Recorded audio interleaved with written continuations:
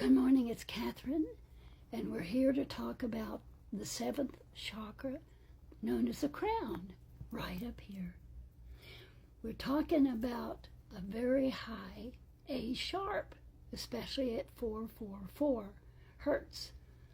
The real strong, sweet sound is at 444 on the tuning fork. And when you try to play it on a piano, it's not that sharp at 432. It's definitely not that sharp at 440. You have to go to 444. And some pianos can make that change. Mine can. But it's very crisp, very sharp, A sharp.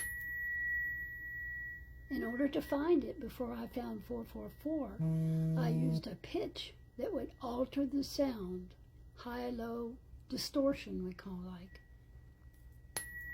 And then I finally found it matched 444, 0.4, 0.3, some in there. And it is red. It is a red-violet, kind of like silvery.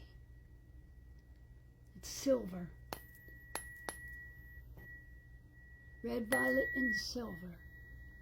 Remember, the crown was violet, and the brow we used to refer to as indigo. But when they climbed, they changed to red violet, or possibly blue violet if you like it for the crown, for the brow.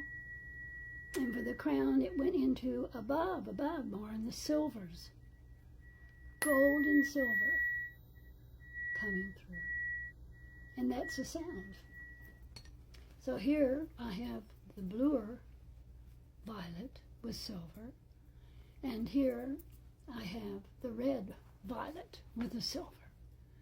And these are very beautiful colors. I wrote more about it in the first book I talked to you about, was Anatomy of a Client, even though it's backwards. Anatomy of a Client, negotiated with your real self. Remember, the real self is this energy. Biofield.